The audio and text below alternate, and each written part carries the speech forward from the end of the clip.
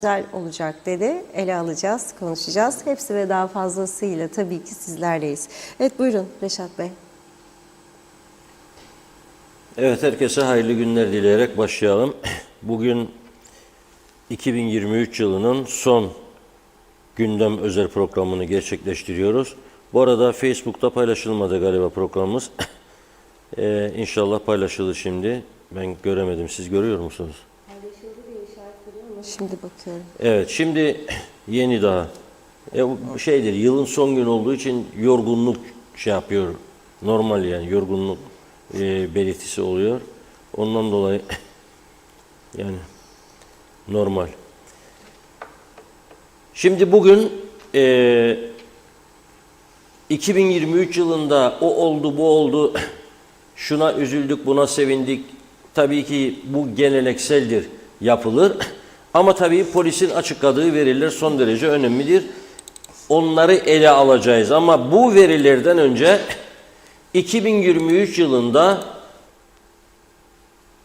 yatırımlar ne getirdi, ne götürdü? Kişisel yatırımlarımız. Herkesin kendine göre yatırımları vardır. Mesela bir arkadaş bugün Diyalog Gazetesi'nin 1. sayfasında var. Adana'ya gitmiş, yüklenmiş 1 milyonluk altın, çeyrek, yarım ve bütün altın koymuş sırt çantasının içine. Gelmiş Kıbrıs'a, gümrüğe beyan etmeden girmiş. Altın beyanı da şart yapmadığı için bunu ne oldu? Mahkemeye çıkarıldı. Şimdi neden altın yükleniyor adam? Düşünün bakalım. Getirisinin yüksek olduğunu düşünerek veyahut da farklı bir yatırım aracı olduğu için. Şimdi 2023 yılında dolar ne oldu? Neydi 2022'nin 29 Aralık günü? Bugün 29 Aralık 2023. Bu yılın 29 Aralık'ında dolar ne oldu? Euro ne oldu? İsterlin ne oldu? Önce ona bir bakacağız. Yine yalanınızı yutturamadınız, atıp tutuyorsunuz boş boşa. Ayarını gülüm tutturamadınız, bakınız dolar 10 lira. Sen dolarla mı maaş alıyorsun? Ne olmuş dolar onsa? Dış minnaklar, dış güçler bizi kıskanıyor Avrupa.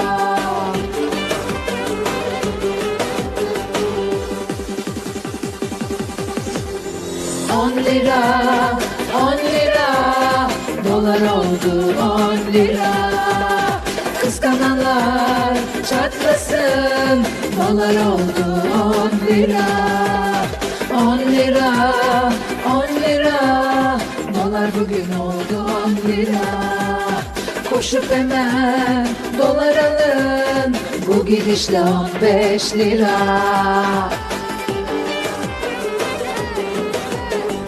Tarif edeyim, öğreteyim sana, sade suya makarna. Gazı yaktın mı kol gibi fatura, evde geziyoruz kabanla. Gavur dediğiniz bozuk parasıyla hesap ödüyor boğazda.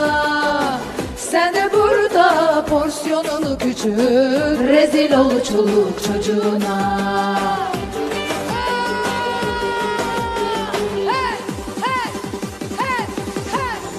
10 lira, 10 lira, dolar oldu 10 lira.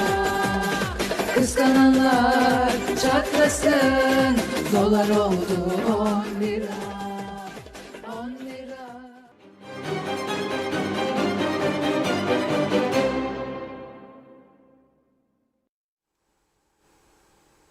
Evet, 10 lira diyor, koşun dolar alın, bu gidişte olacak 15 lira diyor. Halbuki dolar bugün oldu 30 lira. Ben de ne demiştim? Ne zaman dolar 30 lira bu şarkıyı sizlere dinleteceğiz yeniden demiştim. Bugün dolar 29 lira 68 kuruş. Yani 30 lira diyebiliriz, deyimli.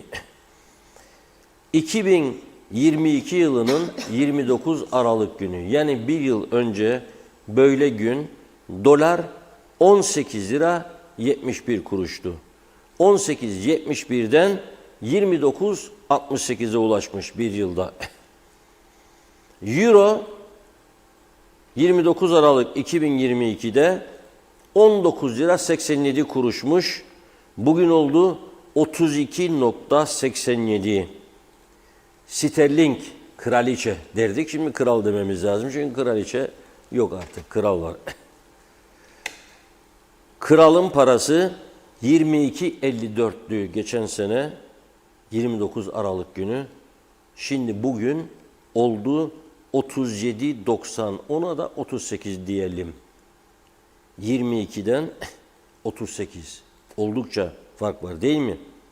Şimdi Türkiye yetkilileri ekonomik kanalların açıkladığı verilere göre bakacak olursak enflasyon bu yıl içerisinde %60'mış diyorum ben. Çünkü dışarısı kamuoyu piyasa böyle söylemiyor. 70'ler 80'lerden söz ediyorlar. Forever tiyarensi de Kuzey Kıbrıs Türk Cumhuriyeti'nde daha da yüksektir enflasyon rakamları. Ama ölçülerle oynamak mümkün. Mesela enflasyon rakamı düşük gösterecek. Diyor ki bamya düştü diyor. Kaçtan düştü? Yani Allah'ın bamyası 140 lira olmaması lazım zaten. Yani 140'tan 90'a düştü. Enflasyon düştü anlamı çıkmaz. Çünkü zaten bamya kaç kişi yer? Yani sever bilmiyorum. Benim çokluk sevdiğim bir şey değil. %60 kabul etsek bile Türk parası yatıranlar en yüksek dönemi şu andadır. %40 veriyorlar. En yüksek dönem şu anda. 2 ay evvel 32 idi. 4 ay evvel 25 idi, 24 idi. Ortalama Türk parası yatıranlar %30 kazandıysa bu yıl, %30 parası eridi demek. Türkiye'deki enflasyona göre kabul edersek. KKTC'deki enflasyona göre kabul edersek %80 diyelim. KKTC'de netleşmedi, daha bekliyoruz, açıklayacaklar. %50 kaybetti demektir adam. Yani paranız var, yatırdığınız Türk parası faize %50 gitti, para buharlaştı. Şimdi doların getirisi ise hiç bankadan faiz almıyorsunuz. Zaten vermiyor bizim bankalar. Amerika Birleşik Devletleri 3,5 faiz veriyor. İngiltere 3,5-4 faiz veriyor. KKTC bankaları dövize faiz vermiyor. Dolara hiç vermezler. Ama para öyle duruyor. %58 yani enflasyona yakın bir getirisi oldu. Enflasyon %60 ise Türkiye'de dedikleri gibi %58 dolara yatıran kazandı. Euro 63. 3 de karlı çıktı. Eğer deklar ediyorum %60 ise. Ama en fazla getiriyi altın. %80 altın değer kazanmış. O yüzden o arkadaşım böyle bir güzel de böyle tişört giyiyor. Kalın böyle göbek mebek var maşallah. Adana'dan 1 milyon liralık altın alarak gelen Murat Zif, Lefkoşa'nın metropol bölgesinde kuyumculara gidip gelmiş, orada hangi kuyumcuya götürüp de verek bunu diye polis yakaladı elini. Ne var çantada diye, endir bakalım, endiler. İçinden altınlar çıktı. Şimdi %80'de altın değer kazanmış. Borsaya yatıranlar ise kaybetmiş. %35 getirisi olmuş borsanın bu sene. Özeti bu. 2023 yılının ekonomik açıdan özeti bu. Benim param yok, parası olanlar düşünsün diyenler olabilir. Ama biliyoruz hemen hemen herkesin bir ufak yatırımı var da. Alayım bir çeyrek altın kalsın çocuğun düğünde takacağım der. O da bir yatırımdır. Yani ama bugün açıklanan rakamları sizlere aktarıyorum. Türkiye'de ekonomik kurumların değerlendirmesi, doların getirisi %58, euronun 63, altının 80, borsanın 35. İsterlin ne diye soracak olursanız, isterlinle euronun getirileri yaklaşık aynı görünüyor. Ve gelelim polisin açıkladığı verilere. Şimdi bu gerçeklere bakarak hepimizin artık şapkayı önümüze koyması ve düşünmesi lazım. Bir avuçluk ülkedir diyoruz Kıbrıs için. 171 tane ani ölüm yaşanmış bu yıl Kıbrıs'ta. Şimdi kimine göre korona aşılarının etkisi var. Kimine göre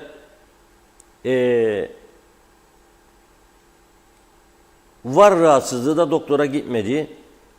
Yüksek tansiyonu vardır ya benim başka bir şey var. Teşhis konmadı. Bir anda tansiyon fırlamasıyla gitti. Veya aort testi hiç yapmadı. Aortta genişleme olabilir. Bir kızgınlık, bir sinir anı insanın çok şeyine mal olabilir. Bunu söyleyeyim. Ani bir sinirli hal, öfke, bağırma, gerilim, şok, üzüntü bir anda bitebilir hayat. Dikkate almadan yaşamak da ot gibi yaşamak o da olmaz tabii. Hiçbir şey dikkate almayayım. Yani biri geldi bir tokat vurdu size dikkate almayacaksınız onu yani. Bırak vursun diyeceksiniz. Yok olmaz öyle bir şey. Alıyor insan işte. İnsanlık hali bu. Bazıları yüreği daha geniştir umursamaz. Nerede sabah orada akşam şıngır şıngır oynar helal olsun. Ama bazen yüreği öyle değildir. Düşünür neden bunu yaptı bana der. Yapmaması ben bunu mu hak ettim der. Şudur budur. Kafaya koyar. Takar. Bu arada tabii şeyler bu ortamlar en fazla da psikologlara yarar onu da söyleyeyim. Gücenmesin psikologlar. İyisi de kötüsü de torbayı doldurmaktadır şu sıradan. Gitme kızım bir psikoloğa sen de görün. Nedir bu halin derler. Ana baba yahut da biri. Gider görünür başlar psikologda okumaya. Bir seans olmaz tabii. 5, 6, 7, 8 gider. Daldır kovayı çek.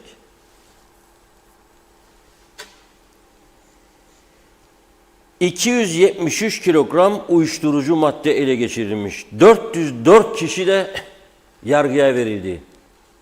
Bir avuççuk. Eskiden ne derlerdi güçe? Bizim Kıbrıs'ta hep öyle diyoruz ya. Karpuzcuk. Getir biraz karpuzcuk yiyelim ya. Domatescik, hıyarcık, hellimcik, peynircik, ekmecik, sütçük, yumurtacık.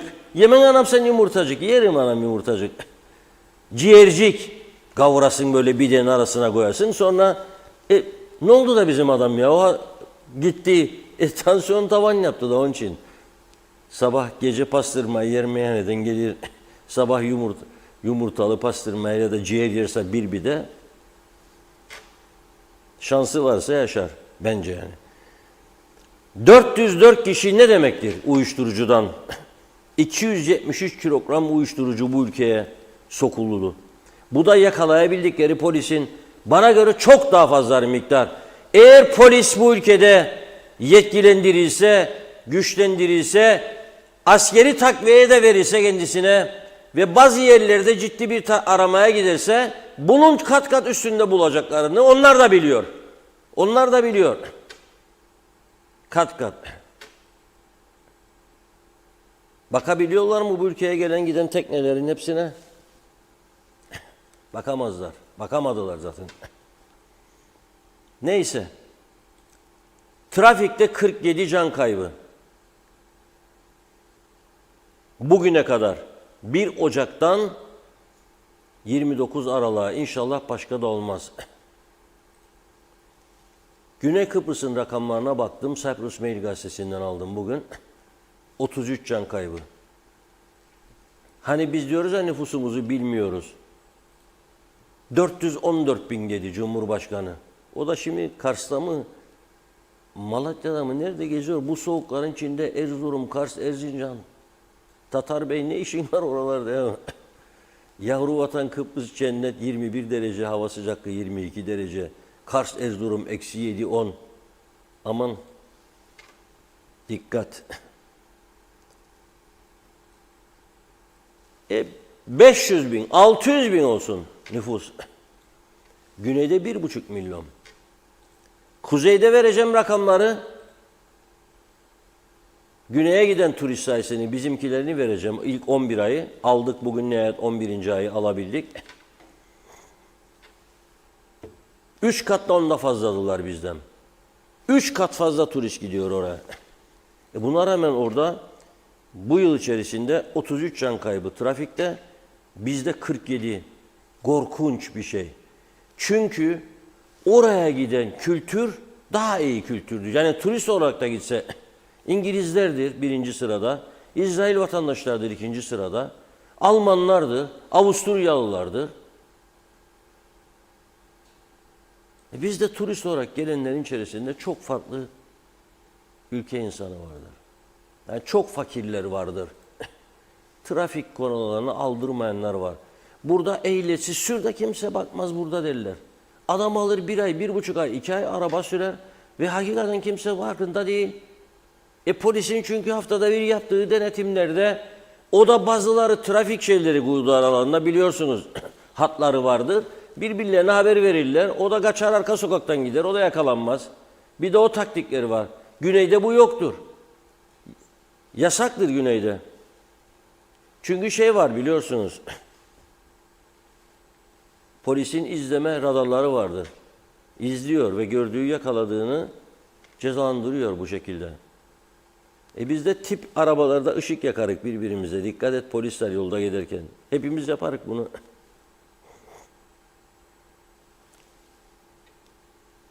Neden Rumlarda bizden daha azdır Güney Kıbrıs'ta? Bana göre en önemli nedenlerin başında cezalar bizden daha caydırıcı. 2, kontroller daha etkili kontroller. Yolda fiziki kontrolden söz etmiyorum sadece. Kamera sistemleri çok dağılmış. Her tarafta kamera var. Kırmızı ışıkta geçtin, tak ışık yanıyor, sana cezası geliyor. Bizde hadi gel. Her gün söylüyorum Doktor Fazıl Küçükbulvarı. En çok işleyen yol. Girne'den geldiniz, Gönyeli çemberinden döndünüz. Sanayiye geleceksiniz veyahut da Hamikköy'e gideceksiniz veya Gazi Mausa gideceksiniz, Ercan'a gideceksiniz veya Lefkoşa'nın içine gideceksiniz. Bu Doktor Fazıl Küçükbulvarı'ndan geçer araçların büyük bir çoğunluğu. Mausa'dan geldi, Güzelur'da gidecek, buradan geçer. Girne'ye gidecek, buradan geçer. Lefkoşa şehir içine, Göçmenköy, Ortaköy'e gidecek, buradan geçer. Metan'a gidecek, buradan geçer. Kırmızı ışıkta yandıktan sonra 2, 3 değil, 4, 5, 6 araba geçer. 7 araba geçer. Siz buraya isteseniz yani örtülü ödenek yaratmasını becerebilen bir yönetim şekli bu ülkede trafik ışıklarının üzerine kamera koyamaz da kırmızıda geçeni çeksin de bir hafta içinde de ceza dayansın kapısına. Yapabilir. Siz Yüce Meclis'in bu konuyu hiç tartıştığını duydunuz mu siz? Hiç duydunuz mu? İzliyorsunuz siz de. Pazartesinden pazartesiye, salıdan salıya. Hiç bu Yüce Meclis'in bu konuları tartıştığını duydunuz mu? Duymadınız. Onun için bütün bu kazaların meydana gelmesinde birinci derecede sorumlu Yüce Meclis'tir bana göre. Bak dün anlattım size sanayi bölgesinde meydana gelen kazada bir kişi hayatını kaybetti. Vurdu, öldürdü, olay yerinden kaçtı. 10 yıl gizlendi, ona 10 gün gizlendi, 10 gün. Sonra yakalandı, yargılandı ve 3,5 yıl hapiste kaldı hepsi. Çünkü yasa 7 yıldır maksimum. Ha bu 4,5, 5,5 da alabilirdi. Bilemem yargının kararları eleştirilemez diye contempt of court öyle bir şey vardır, kural vardır. Eleştirilemez. Ama yani 5,5 alsan olacak diye 6. Çünkü hafifletici nedenleri sıralarlar yargıcın önüne. Ama bu adamın ehliyeti yok, bu adamın ruhsatı yok. Bu adam dikkatsiz ve süratli. Bu adam olay yerinde cinayet işliyor ve kaçıyor. 3,5 yıl. Her sene iyi halden cezaevinde bir vukuat işlemezse işte kurtardı 1 yılda öyle. 2,5 yılda elveda meyhaneci. 2,5 yıl caydırıcı bir ceza mı sizce ölümlü kazalarda? Yok. Başka birine de 5 yıl verdi dün mahkeme. Onun bir de uyuşturucu suçu vardı. 5 yıl uyuşturucudan 5 yılda ölümlü kazadan dedi 10 yıl. Hadi bakalım. Yüce Meclis'tir bu yasayı değiştirecek olan ben değilim, siz değilsiniz. Niye değiştirmiyorlar? Nedir korkular? Engelleyen kimdir? Bence bir engelleyen biri olduğunu düşünmüyorum ben. İkinci faktör yollardır. Bizim yollarımız berbat. Berbattan da berbat. Lefkoşa Gazi Mausa. Yahu böyle kahramanlık işlerinde bir numarayı. Mausa'yı Gazi Mausa yaptı. Numara 1. At. Kahramanlık nutkunu da korkma. Vatan bölünmez şehitler falan filan. Ana vatan yavru vatan el ele sonsuza dek gidecek. Bunda bir numara. Herkes. Kağıt oldu yollar. Toprağla birleşti. Yıllardır asfalt dökülmedi yollara. Ama karayolları varmış. Geleceğim bugün, günü geldi, karayollarını da konuşacağım bugün. Yollar kağıt oldu, kağıt.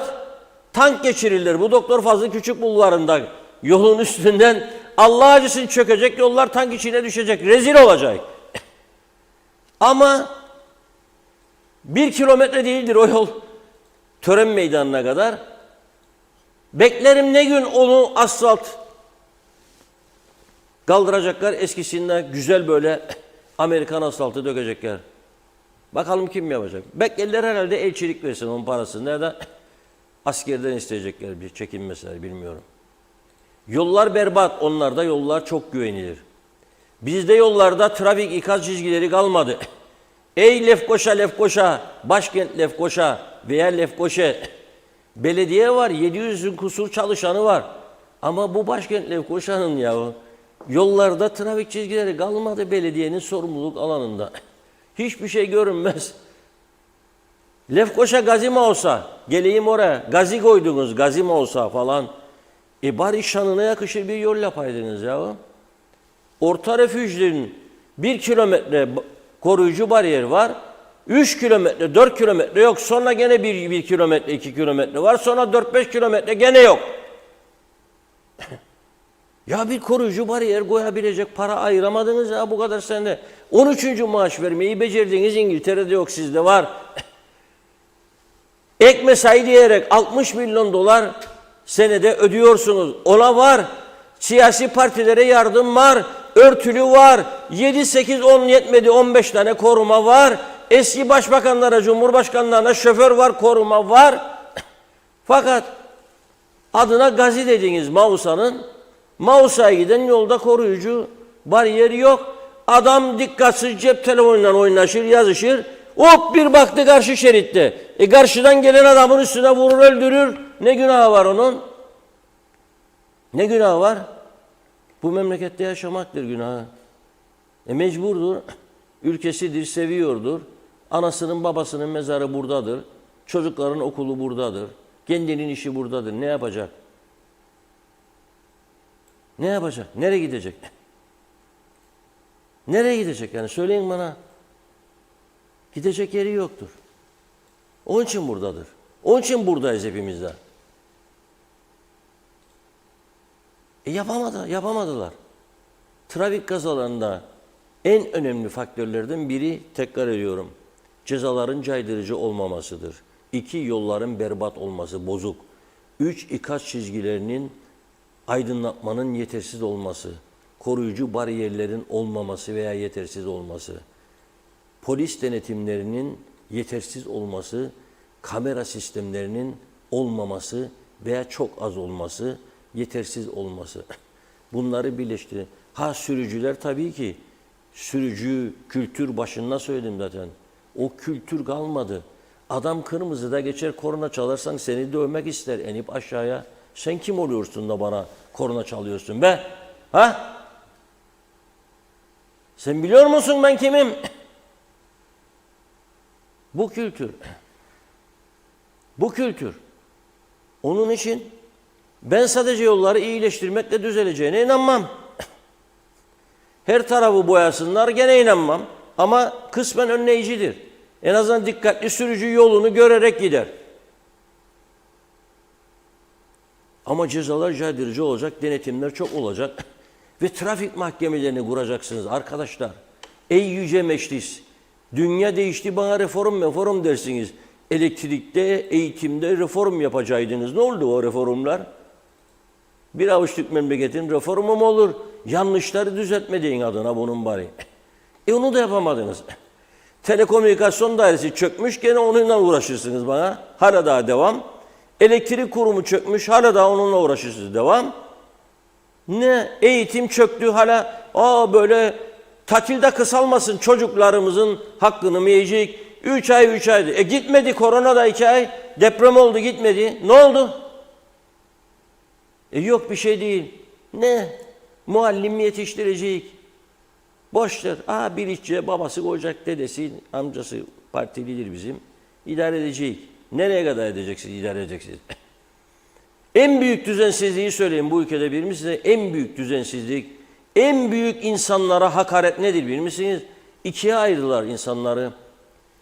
Kamu çalışanları, ülkenin üvey evlatları, özel çalışan asil evlatlar, özelde çalışanlar üvey evlat.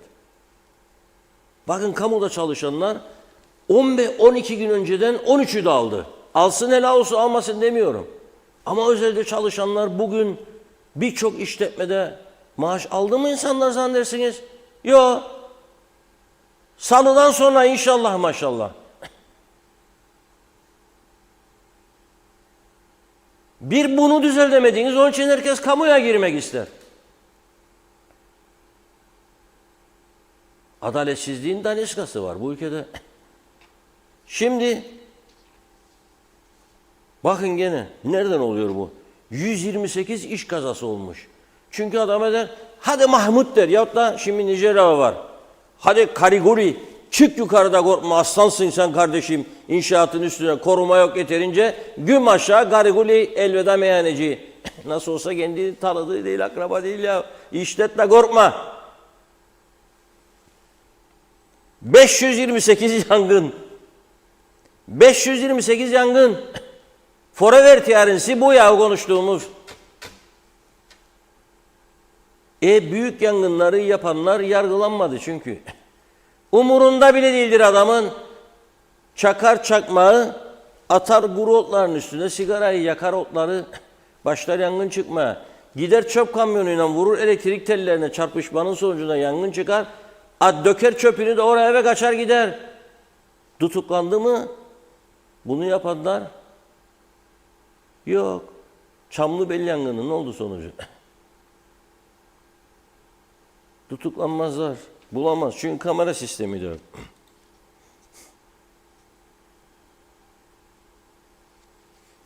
Son 5 yılda diyor polis, en fazla ölümlü kaza 2023'te yaşandı. 2018'de 24, 19'da 32, 20'de 28, 21'de 35, 2022'de 24 kişi hayatını kaybetmişti. Son 5 yılda 190 can kaybı var. 63 savaşında Rumlar bize 63'ten 74'e saldırdı. Bu kadar şehit var mı bilmiyorum yani. Şehit aileleri Malul Gazer Derneği açıklasın, ben unuttum. Bu kadar var mı şey? Yok. Geçen gün bunu da söyleyeyim. Bu ülkede kaçak insan barındırmasına hepimiz karşıyız. Hangi memleketten, milletten olursa olsun. Ama yasal olarak bu ülkede olan, üniversite son sınıfa gelmiş, mezuniyet bekleyen genç bir yabancı Zambiya uyruklu insanı kaybettik geçen gün. Yılın son ölümlü trafik kazası Gabriel. Okulunda örnek bir öğrenci olarak anılıyordu. Son derece başarılı, insan ilişkileri mükemmel, iyi, temiz, tertipli. Kim öldürdü onu? Ehliyetsiz, aşırı derece alkollü ve süratli bir serseri öldürdü onu. Yazık, günah. Bisikletiyle giderken hiçbir suçu yokken gidip vurdu ve öldürdü onu. En son ölümlü kaza. İster adı Gabriel olsun, ister Hüseyin olsun, ister Mulla olsun, ister Fatma olsun, can candır kardeşim. Bunun farklı tartışmalarını yapmayalım sosyal medyada, günahtır. O kayıtlı yasal statüde bir öğrenciydi. Bizim derdimiz kaçaklardır. Bizim derdimiz uyuşturucu tacirleridir, cinayet işleyenlerdir. Bunların kontrol altına alınmasını isteriz. Evet, 2023 yılında polisin sergilediği tablo hiç de iç açıcı değil. 273 kilogram uyuşturucu ne demek ya? Ele geçirilendir bu. İddia ederim 10 kat daha fazladır, 20 kat daha fazladır. Gidilmesi gereken yerlere gidilse çıkar ortaya ama gidilemiyor maalesef. Buyurun Funda Hanım. Başlayalım. Mesajlarımız çok çok yoğun bugün. Evet, Mustafa Özcan hayırlı cumalar diyerek çürümeye yüz tutmuş. Kıymeti bilinmeyen cennet adamımızdan herkese önce sağlık, sonra mutluluk ve bereket dolu yeni bir yıl diliyorum. Umudumuzu yitirmedik. Osman Rakibet güzelliklerle gelsin yeni yıl demiş. Erol Topçu iyi yayınlar diliyor. İzzet Kahraman da nice sağlık dolu yıllar olsun. Selam olsun yoldaşlar, selam olsun CTP.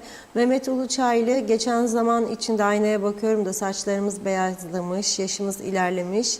Yok mu biri zamanı yavaşlatacak? Ali Dereseven, Reşat Bey sizin de dediğiniz gibi Afrikalılar çok tehlikeli fakat size göre diğer yabancılar ülke için tehlike arz etmiyor mu? Neredeyse nüfusumuzu 3'e katlıyorlar. İleride kendimiz için karar vermede sorun yaşamayacak mıyız? Zeliha Adaman, Mehmet Şenler iyi yayınlar diledi. Osman Mene, Girne kapısından Atatürk büstünden Saray Otel'e kadar uzun zamandır lambalar yanmaz. Dükkanların vitrin ışıkları olmasa ortalık saat 6'dan sonra zifir karanlık. Yılbaşı üstü böyle olmaz demiş. Taner Çizer, mutlu yıllar halledeceğiz diyor. 2024'te her şey güzel olacakmış. İnanın demiş. Reşat abim seviliyorsun. Mehmet Uluçaylı, Sayın Başbakan açıklama yaptı. 2024 çok güzel bir yıl olacakmış. Hadi inşallah. Ama diyor görünen köy kılavuz istemez. 2023'ten kötü olacağı kesindir demiş. Mehmet Kurtulmuş, 2023'ün son cumasından hayırlı akşamlar. Allah sizleri nazardan korusun. Nazime Nalbant, herkese, tüm aileme, sevdiklerime mutlu akşamlar dilerim. Bugün haftanın son cuması. Birlik, beraberlik, huzur olsun. Öncelikle diyor Reşat Bey, yeni yılınız kutlu olsun. Ayrıca ailemin ve tüm sevdiklerimin de herkesin yeni yılını kutlarım demiş. Mehmet İnancı, hoş vakitler değerli dostlarım. Hayırlı yayınlar olsun kaoslar ülkesi cennet adamımıza. Fatma Gör, mutlu yıllar umarım. 2023 yılı iyi girmedi. İnşallah 2024 hayırlı uğurlu bizim için olur. Erdal Yarkın iyi yayınlar. Celal Harun, Şifa Harun'un mesajını yazıyor. Diyor ki yeni yılınız kutlu olsun. Yeni bir güne, yeni bir yıla, yeni bir umuda sevgi, saygı, barış, huzur ve kardeşlik dileğiyle mutlu, sağlıklı, huzurlu yıllar. Hastalara şifa, dertlilere deva, ticaretle uğraşanlara bol kazanç, yolculara iyi yolculuklar, çalışanlara, gençlere, emeklilere sağlık, başarı ve mutluluk dilerim. Selamlar, sevgiler. Arif Mustafa Cüce de yeni yılı kutladı. İnşallah 2024 yılı sağlık, mutluluk, huzur ve barış getirmesi dileğiyle. Mehmet Uluçaylı, emekli oldum diyor. Sevindim. Biraz yakın param olacak diye ama sağlık problemi çıkınca sıfırı tükettik. Eksiye düştük ama sevincimiz, sağlığımız çare buldu. Bilinmeli ki paran yoksa sağlığında olmaz. Devletimizin gözü ne olsun orayı çözemez. Sağlık sistemini düzeltmedi diyor. Bizi ellere mahkum etti. Necdet Mavi Gözlü, Kuzey Kıbrıs Birleşik Afrika Pakistan Cumhuriyeti'nden iyi yayınlar diledi. Dolar olmuş 30 lira. Allah'tan diyor olsun 100 lira olsun diyor. Belki hükümetin yapamadığını bu dövizlerin yükselmesi sebep olur da belki buradaki nüfus azalır. Yoksa hükümete kalırsa bu yabancıların elinden hiç kurtulamayacağız demiş. İnşallah dolar 100 lira olur diyor ama ben amin demeyeyim şimdi bunun arkasından Necdet Bey. Salih Mullalı mutlu, sağlıklı, bol paralı yeni yıl diledi. Mehmet Vudalı, %100 enflasyon gerçekse Türk lirası kullanan Türkiye ve Kuzey Kıbrıs hükümetleri bunun yarısını göstererek halkların alım gücünü yarı yarıya azaltıyorlar. Yani para değer kaybettikçe fakirleşiyoruz. En doğru Euro'ya geçmek. CTP Partisi'nin önerisini uygulamaya koyabilirse ezilmekten kurtuluruz diye düşünüyorum yazmış. Salih Mullalı, bol paralı yeni yıl dileğiyle her şey güzel olsun demiş.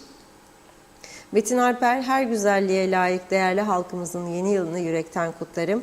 Celal Harun, bu ülkede ülkenin topraklarının parasını, ganimetini zenginler bölüşür. ülke borcunuysa fakirlerin lokmasından çalarak ödüyorlar. Çağatay Donlar, Reşat abi güneyde durumun çok daha farklı, pozitif olmasının en büyük nedeni Türk'ün olmayışıdır demiş. Kemal Osman Ceyhanlı 2024 herkese sağlık, mutluluk, huzur getirsin. İnsanca yaşamak dilerim, yollarda, trafikte kurallara uyalım. Hiç kimsenin canı ya ağlamasın, üzülmesin demiş. Sayar Aker, çarşıdan kereviz aldım diyor. Kaynattım, tansiyonum yok. Yeni yıla sebze, zerdeçalla gireceğim. Varsın komşunun kebabının kokusu kalsın burnumda. Sağlık parayla satılmaz. Gündem Özel'e sağlıklı yıllar dilerim dedi. Yenal Öztürk, Vatan Millet Sakarya yazmış. İsmet Sencer harikasınız diyor. Mehmet George karşılığı doğru söylüyorsunuz. Ama sivrisinek saz davul zurna az demiş. Çağatay Donlar, bir zamanlar cennet olan yeşil adamızı haramiler adasına çevirdiler. Salih Mulalı kırmızı ışıkta geçer. Bu bizim gibi ülkelerde hep aynı. Medeni ülkelerde kurallara uymayanlar diyor. Bizde de kurallara uyan hor görülür. Bir de üstünden hakarette cabası demiş.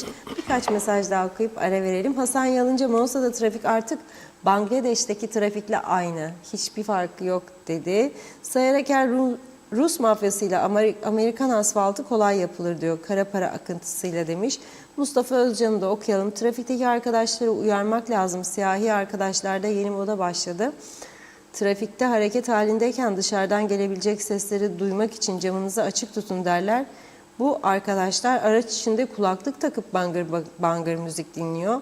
Uyarmak için kornaya basıp basıp durursunuz. Selektör yaparsınız, duymaz da görmez de demiş. Lütfen uzak durun dedi Mustafa Bey. Devam edeceğiz mesajlara yine. Buyurun Reşat Bey. Evet, tabii mahkemelere yansıyan olaylar çok farklı boyutlarda, çok sayıda olay mahkemeye yansıyor.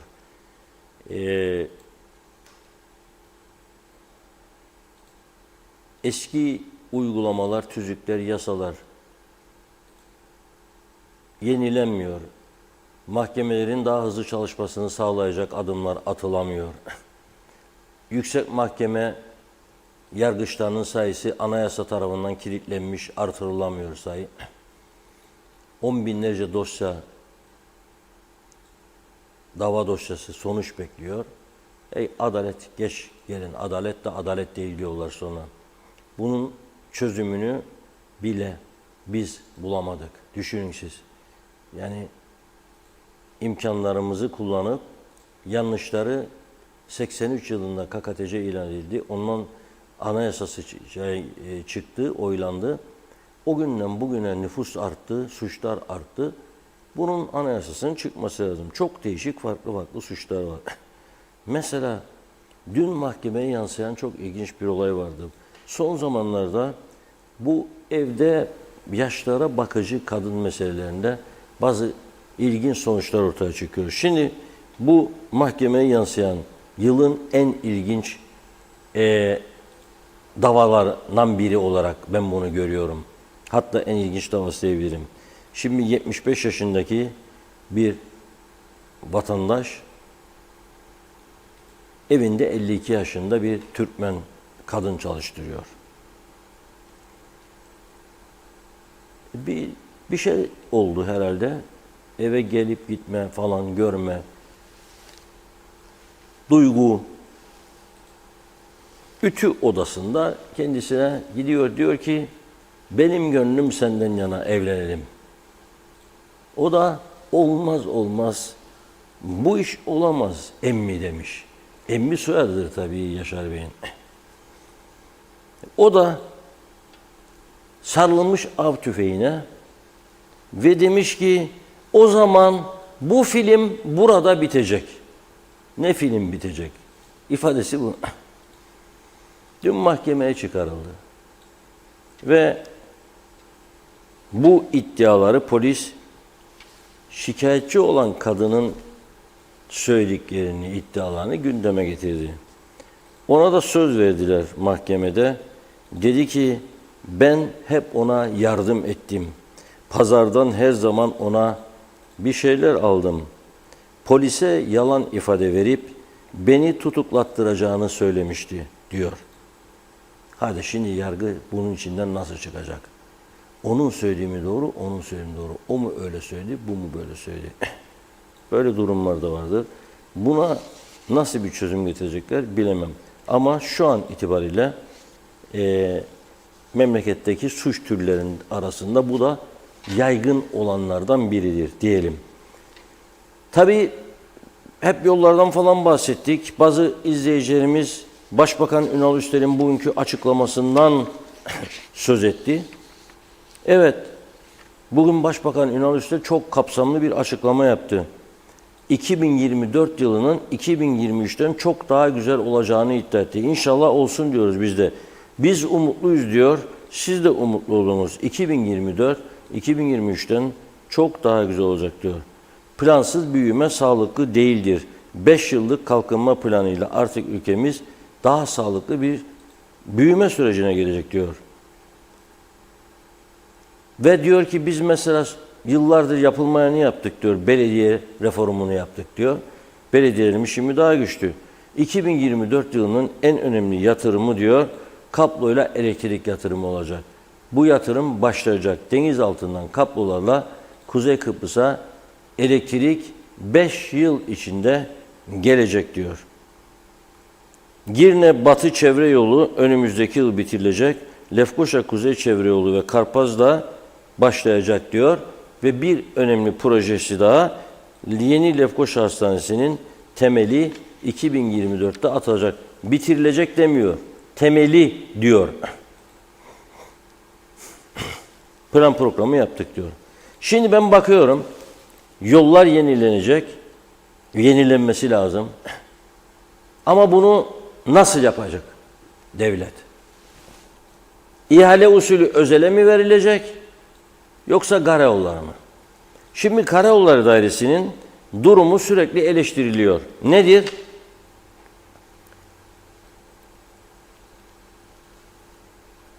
Aletleri, teknik malzemesi miadını doldurmuş durumdadır. Çoğu çalışmaz haldedir. Ve dışarıda iş yapacak teknik personeli yoktur.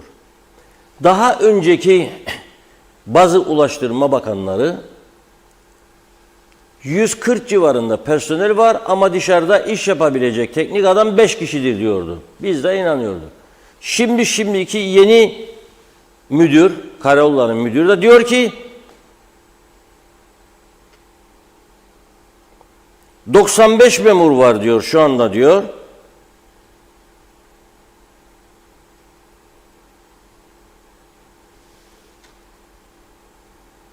Özür dilerim. 15 mühendis var diyor. 32 memur var diyor. 48 de işçi var diyor. Bu 48 işçi ne işçisidir? Yani asfalt, yol yapım işçisi, trafik ikaz tabelalarını denetleme, kontrol etme, yenileme işçisi. Ve nerededir hiç göremiyoruz yıllardır. Karayolları yoktur yıllardır. Yolda yoktur. Karayolları. Mesela bir kaza olur. Araba parçaları yerde kalır günlerce, haftalarca. Belediyeler der ki benim belediye alanımda değildir, karayollarına aittir. Karayolları yok. Yani en azından kırılan, döküleni kaldıracak bir ekipman yok. Ne olması lazım? Diyor ki olması gereken diyor 455 personelli diyor karayollarında. Şu anda diyor 80 kişi var. Demek ki diyor 375 kişi eksiktir diyor. Yani şimdi Karayolları Dairesi'ne 375 kişi alınırsa bunlar gerçekten ihtiyaç alanına göre mi alınacak? O da belli değil. Yani mesela dışarıda iş yapacak adam yerine belediyelerde olduğu gibi içeride klima altında oturacak adam mı alınacak? Kim verebilir bunun garantisini bana? Veremez. Şimdi bir hesap kitap yapalım basit bir şekilde. 375 kişi aldık. Her birine 50.000 Türk lirası maaş verecek olursak ayda 18.750.000 lira eder. Yılda da 225 milyon. 225 milyon verip de sonuç alamamak mı veyahut da yarı sonuç almak mıdır önemli olan? Yoksa ihaleye çıkıp daha karlı bir şekilde ve daha hızlı bir şekilde çözümlemek mi? Bu konuda oturup kafa yormaları gerekiyor. Çünkü bu mevcut yönetim tarzıyla sürekli hükümetlerin değiştiği bir ülkede yöneticilerin değiştiği. Bakın karayolları kaç tane müdür değişti son 2-3 yılda? Bakın bakalım. Çok sayıda 3-4 müdür 2 yılda. Kaç tane bakan değişti? Nasıl yönetecekler bu daireleri sürekli değişim içinde olurlarsa? Yani ben Karayolları Dairesi'ne 375 kişi alınmasından yana hiç olmam da. İhaleye çıkarım, en uygun teklifi vereni, maliyetler bellidir, kriterler bellidir. Güneyden alırım fiyat, Türkiye'den alırım fiyat, yani bileyim diye. Ona göre burada bu işi yapabilecek müteahhitler varsa veririm, yaptırırım daha ucuz maliyetli. Giderdim gitmezdim, beni yollayamam. Benim işe girme şartlarım budur, şudur, budur. Bu işin içinden zor çıkarlar. Personel yok, araç gereç yok ama karayolları diye bir daire var. Müdürü var, şu anda da 80 mevcut personeli varmış. Bu 80 personelle tabii ki Karayolları Dairesi'nin iş yapması mümkün değildir. Ben buna bakarım. Üretebilir mi, üretemez mi karayolları? Üretemezse o zaman durum farklı olur. Bununla bir ilgilenmelerini bekliyorum. 2023 yılının bu son programında iki önemli konu daha var ele almamız gereken. Bir tanesi adanın iki kesimindeki turizm hareketidir. Onlara ne kadar turist gidiyor, bize ne kadar geliyor ki ekonominin lokomotifidir turizm. İkincisi de Kıbrıs sorunu gerçekten Rumların beklediği gibi hareketli bir yıl mı olacak 2024? 1 Ocak 2024 tarihinde Birleşmiş Milletler Genel Sekreterinin yeni Kıbrıs danışmanı Bayan Koeller göreve başlayacak. Rumlardan öğreniyoruz hep bunları, Rum basınından ve Rum hükümetinden. Rum liderinin açıklamalarından. İlk işi New York'a gidip genel sekreterle görüşmeni yapacak. Daha sonra öncelikle ana vatan garantör ülkeleri Türkiye, Yunanistan, İngiltere onlarla temasa geçecek, ziyaretlerde bulunacak. Sonra adaya gelecek deniliyor. 2024'te bir hareketlilik olacak. Şimdi bu hareketliliğin olacağına dair belirtilerden biri budur. Bu kadar zamandır Crans-Montana'dan bu yana danışman atamamıştı Kıbrıs'a genel sekreter. Eğer müzakerelere başlayacağına dair tarafların hemfikir olursa, güven duyarsa tarafların hazırız başlayacağız şeklinde bir tavır almalarına o zaman danışman atacağım diyordu. Atadı mı? Atadı. Demek ki ışık almıştır. Tünelin ucunda ışık görmüştür. Cumhurbaşkanı Sayın Recep Tayyip Erdoğan'ın Atina'ya gidip Yunanistan Başbakanı Mitsotakis'le görüşmesi, orada çok sayıda anlaşmanın imzalanması, daha sonra Türk turistlere 7 gün süreli vize hakkını Yunanistan'ın vermesi, yani ziyaretleri kolaylaştırıcı bir adım atması önemlidir. Ve şimdi de herhalde sizlerin de dikkatini çekmiştir. Uzun yıllar Türkiye'de teknik direktörlük yapan, milli takımları yöneten Fatih Terim'in Yunan Panathinaikos takımına atanması. Bizde pek tartışılmıyor bu konu. Fakat Yani bunlar kendiliğinden mi oluyor yani? Türkiye milli takımını bakın. Türkiye milli takımını yöneten bir teknik direktörün Yunan takımına teknik direktör olması tamamen bir tesadüfü müdür yani sizce? Yoksa iki ülke arasındaki ilişkilerin gelişmesine paralel bir adım mıdır? Ben bunu son söylediğim şekilde algılıyorum. Çünkü çok güzel bir karşılama yaptılar kendisine ve kendisi de bugün bir buçuk yıllık anlaşmaya, resmi sözleşmeye imza attığı açıklandı. Fatih Terim'in. Diyor ki, imza attığım için diyor, bu takımın çalıştırma konusunda çok mutluyum diyor. Yeni hikaye yazmaya devam edeceğiz diyor. Böyle bir kulübe girdiğim için mutluyum. Büyük bir kulübe geldiğimi biliyorum diyor. Çok çabuk gelişti her şey. Atina'da olduğum için de çok mutluyum diyor. Sayın Başkan'la İstanbul'da çok kısa süre beraber olup yeni hedefler, ufuklar için beraberce büyük bir aile olarak yeni başarılara, yeni hikaye yazmaya devam edeceğiz diyor Fatih Terim. Yani Yunan takımının başına getirilmesi Fatih Terim'in iki ülke arasındaki ilişkilerde gözle görünür hale gelen bir gelişmedir. 2 Şubat'ta yani 1 ay 4 gün sonra Yunanistan Başbakanı Mitsotakis bu kez o Türkiye'yi ziyaret edecek. Cumhurbaşkanı Erdoğan'ın davetlisi olarak ve bu defa daha derin konulara girilmesi bekleniyor. İki ülke arasındaki ilişkilerde ortaya çıkan iyileşme, yakınlaşma doğal olarak Kıbrıs'a da yansır.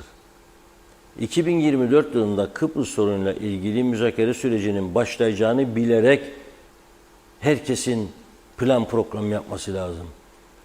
Özellikle de siyasetin çözüm ile ilgili müzakere sürecine girdiğimizde bizim müzakere masasında çok sağlam olmamız lazım.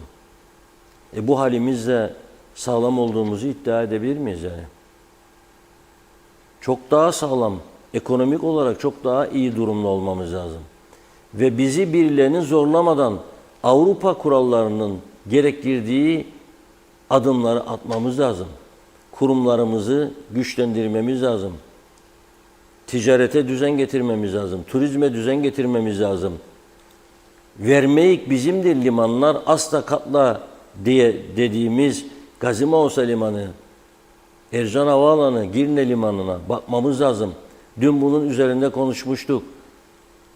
X-ray cihazı yok Gazimausa'nın, Girne'nin. Ha bu arada biz konuşuyoruz da ne oluyor falan filan diyen bazı izleyiciler vardı. Vallahi biz birilerinin kafasına vurarak bir şey yaptırmak için konuşmuyoruz. Biz gazetecilik görevimizi yapıyoruz. Yaşanan gelişmeleri ortaya koyuyoruz. Alınması gereken önlemlerle ilgili düşüncelerimizi ortaya koyuyoruz. Sadece eleştirme değildir yaptığımız, önerilerle birlikte yaklaşıyoruz. Ama bazı şeylerin yapıldığını da görüyoruz. Ben o açıdan mutluyum. Yani bazı şeyler bizim buradan yaptığımız uyarılar neticesinde oluyorsa oluyordur. Bunları da görüyoruz. Yoksa daha Girne Antik Limanı'nın bitmesi için bir yıl daha beklerdiniz siz bu ülkede. Polisin 150 istihdamı yapıldı. 150 istihdam daha kararı alındı. Muhaciret sayıları artırıldı. Yoksa Metehan'da çok daha uzun kuyruklar oluşurdu bugün eğer 45-50 tane muhaciret memuru alınmasaydı. Bunun gibi birçok konu vardır. Bunlar üstüne ben durmak istemiyorum. Tabii ki medyanın uyarıları önemlidir. Ama biz dediğim gibi birilerine iş yaptıracağız, kahramanlık edasıyla yapmıyoruz bu işi. Doğru gördüklerimizi eleştiriyoruz. Medya son derece önemlidir. Medyanın gücünü önemsemezseniz, medyayı kırarak, onunla şevkini kırarak bir yaşam düşlüyorsanız bu ülkede, o zaman zordur diye düşünüyorum. Evet Funda Hanım, buyurun. Güzel. Evet, Ali Dereseven de kaldık. 2023'ün son programı olduğu için diyor, sizlerin nezdinde tüm diyalog çalışanlarının, tüm ülke insanlarımızın yeni yılını kutlar. 2024 yılı hepimiz için sağlık dolu bir yıl olmasını dilerim demiş. Yenal Öztürk, boyalar sulu boya daha dayanıklı diyor. Yollar boyanır, ertesi günü silinir. Mübarek boya sanki tebeşir. Tema Yavaş iyi yayınlar diledi. Mehmet Uluçaylı bugün Mausa'da önümdeki araca yola çıkması için durdum. Arkamdaki jipin şoförü uzun boru çalmaya başladı. Ne saygı kaldı ne hoşgörü demiş. Cemal Sunar, trafik konusunda eğitimsizlik en büyük faktördür Reşat Bey. Karayollarımız var ama karayolları kurallarımız yok. Genal Öztürk, onlar sendikalı biz harranlı demiş. Zehra Sencer, hayırlı yayınlar, Karpaz'dan sevgilerimle süpersiniz diyor. Teşekkür ediyoruz. Özlem Ayşe Gedikoğlu, kiralık araçlara yeni düzenleme getirilmesi gerekir. Terör estirirler, alkol uyuşturucu aldı başını gider. Güler Karamalli, iyi yayınlar Reşat Bey demiş. Hüseyin Koltan, sağlıklı yayınlar Doğru Kanal TV 2020 ailesi. Şimdiden yeni yılınızı en içten dileklerimle kutluyorum. İyi ki varsınız. Hansel Olkar, İnşallah daha iyi, yeni yılın daha iyi olması dileğiyle dedi. Mehmet Uluçaylı da ekibe, herkese yeni yılda mutlu, sağlıklı, huzurlu, herkesin dileğinin gerçekleşeceği bir yıl olsun yazmış. Fevzi Mehmetçioğlu, iyi akşamlar, iyi yayınlar diliyor. Cüce Nihat, musmutlu yıllar dedi. Emine Çağlar, o da yeni yılınızı kutlarım. Her gün sizleri ve doğru haberleri sizlerden dinlemek çok güzel. Yeni yılda yine sizlerle olmak dileğiyle. Şenol Tatlıcıoğlu da iyi seneler dilemiş. Evet, Fatma Hanım diyor ki sizin gibi habercilerin hala bu ülkede olduğunu bilmek paha biçilemez. Sesimiz oldunuz. Söyleyip duyuramadığımızı duyuransınız. Size, sevdiklerinize ve tüm halkımıza mutlu seneler dilerim. Celal Bozdemir de öncelikle sizlere, herkese 2024 yılı sağlık, huzur dolu yıllar. Dünyada barış, huzur ve savaşın olmadığı bir yıl olsun. Fatma Hanım, memleketin ne derdi bitti ne şikayetlerimiz. Her gün bir şey, bazen çok şey için şikayet ederim ama bugünkü derdim kapılara dayanan satıcılar, daha doğrusu satıcı olup olmadığından emin olmadığımız yabancılar. Göçmenköy, Taşınköy civarında bir grup insan su arıtma sistemi satıyoruz diye evlere girmeyi, sularda tahlil yapmayı talep ediyorlar. Benim annemin yaşadığı civarda herkes yaşlı. Kimin eli ayağı tutar, kimin halini Allah bilir. Ne demek sen yaşlı bir insanın evine girmeyi teklif ediyorsun? Polisimizin bu satıcılara karşı önlem almasını isterim. Sularda bir anormallik varsa bunun tahlilini, ne olduğu, kim olduğu belli olmayan insanlar değil, direkt olarak bu konuyla alakalı devlet çalışanlarının yapması gerekir. Güvenliğimiz konusunda fazlasıyla endişeliyim demiş Fatma Hanım.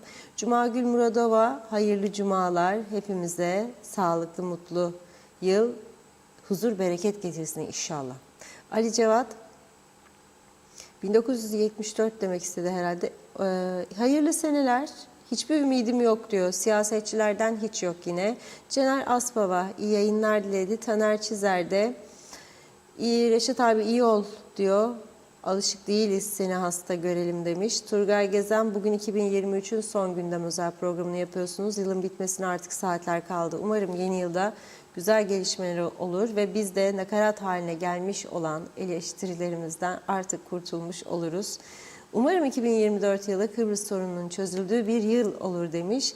Hepinizi tebrik eder, esenlikler dilerim dedi.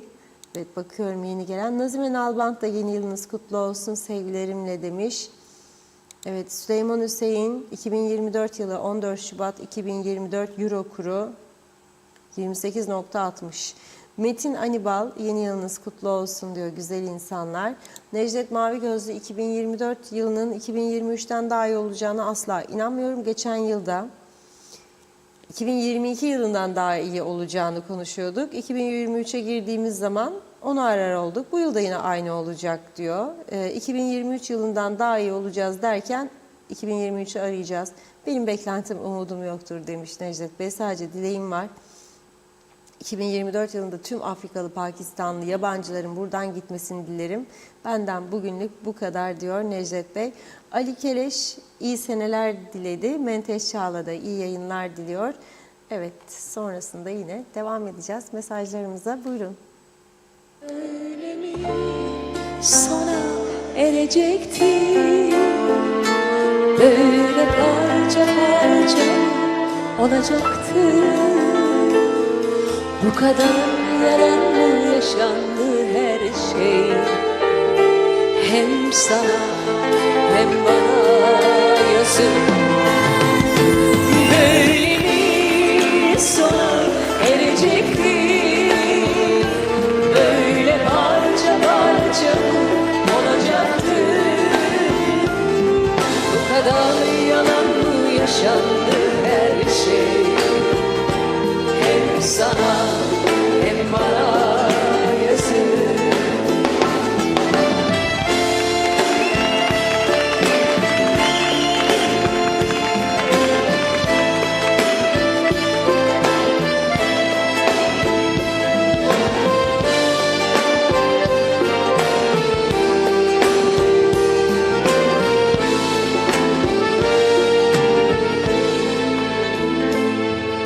Yazık şu geçen zamana, yazık. Yalan mıydı, biz mi aldandık? Yazık gençliğimize, yazık. Nasıl böyle erken yıprandık? Böyle bir sona erecekti. Böyle parça parça olacaktı. Bu kadar yalan mı yaşandı her şey? Hem sana hem bana yazık. Böyle mi sona erecekti? Böyle parça parça olacaktı. Bu kadar yalan mı yaşandı her şey? Hem sana hem bana yazık. Ne olursun ya de, bu bir rüya sadece. Ne olursun konuşma, sana ihtiyacım var. İkimize de yazık, gençliğimize yazık. Bu kadar yalan yaşandı her şey, söyle. Öyle mi sona erecekti?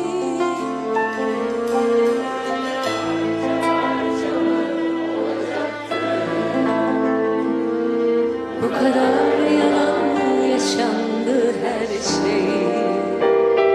Hem sana hem bana yazık. Böyle mi sona erecekti? Böyle parça parça olacaktı. Bu kadar yalan mı yaşandı her şey? Hem sana hem bana yazık, yazık.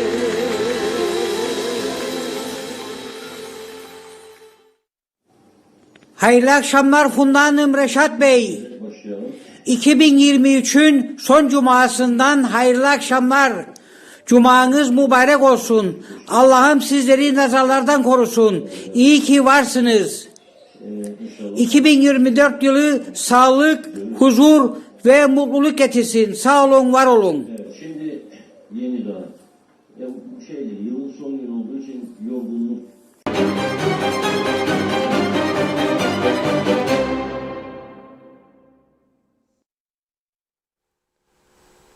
Evet, şarkımızı da dinledik. Mehmet Kurtulmuş Bey'in mesajını da aldık, yayınladık. Teşekkür ediyoruz çok. Bir yılı bu şekilde tamamlamış oluyoruz. Yorgunluk falan olur tabii, her işte herkesin farklı yorgunluğu olur. Bizim mesleğin de kendine göre yorgunlukları vardır. Eğer bu mesleği yapıyorsanız 24 saat görev başındasınız. Şimdi ben genç arkadaşlara da, muhabirlerimize devamlı söylerim. Bir yemeğe gidiyorsunuz, bir lokantaya. O lokantada gördükleriniz de bir haberdir sizin için. Mesela bugün birisi paylaşım yaptı. Ben okudum. Bir meyhane işletmecisi bir arkadaş. Hadi bakalım diyor, 390 lira diyor 1 kilo kıyma. 400-450 lira diyor 1 kilo mantar. Hayvanı yedireceksin de kıymayı alacaksın diyor, para vereceksin yem. Mantarı ovadan bedava toplayacaksın diyor. Bunu göremezsen eğer, yani bu farkları gittiğin yerde haberleştiremezsen, yok ki adamı birini eleştirerek saldırasın diye söylemiyorum. O zaman bu mesleği sen yani mecburiyetten yapıyorsun demektir. Her şey haberdir. Bazen ben soruyorum, ne var bugün günlerinizde? Vallahi işte bir şey yok, sakin. Ya çok güzel. Her şey haberdir. Her şey haberdir.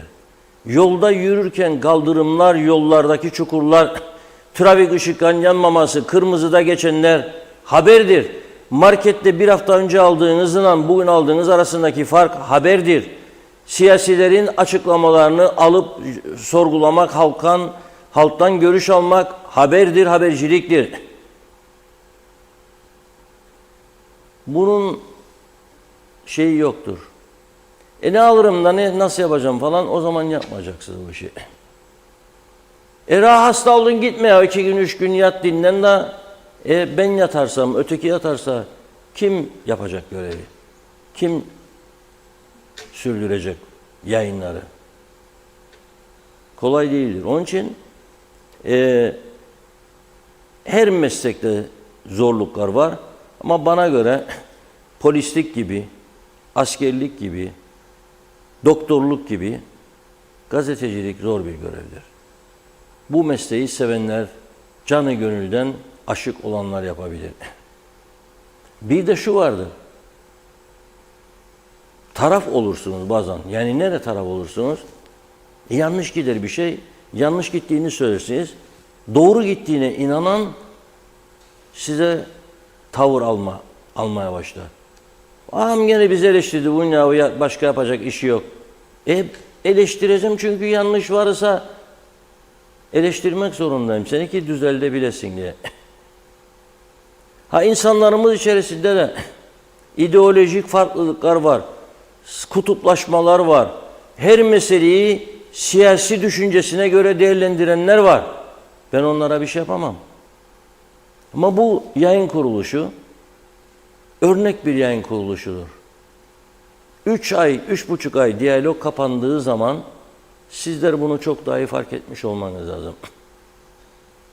Bu yayın kuruluşu 3 gün önce, 2 gün önce CTP'nin 53. kuruluş yıl dönümünü naklen yayınlayan ulusal kanallar içinde diyorum, tek kanaldır. Ama UBP'ninkini de yayınlamıştık. Ama YDP'nin de yayınlamıştık. Ama DP'nin de yayınlamıştık. İkisine, üçüne yayınla da öteki de istediğinde sen o yayınladığın çevrelere istediler ama onları vermeyeceğim, sizden yanayım falan filan. Biz de yapabilirdik bunu ama yapmayız. Yoktur anlayışımızda, yayıncılık anlayışımızda. Herkese eşit mesafedeyiz. CTP'li arkadaşlar bilecek tek ulusal kanal içerisinde canlı yayın veren Diyalog TV'dir. 2 gün öncekini. Ama dediğim gibi diğerlerine verdik. Bu şekilde devam edecek. Dolayısıyla bu anlayışta ben bugünkü konuları daha fazla uzatmak istemiyorum. Elimde güzel listeler var. Bunları yılbaşı sonrasına bırakıyorum. Tabii ki yarın cumartesi, pazar 31 Aralık. Pazartesi günü herkes gibi biz de program olarak tatildeyiz. Biz gene görevimizin başındayız. 31 Aralık'ta burada, 1 Ocak'ta kısmetse 2 Ocak'tan itibaren inşallah yeniden gündem özelde birlikte olacağız. Güzel bir yıl olsun. Yılbaşı akşamı özellikle içip de direksiyon başına geçmeyelim.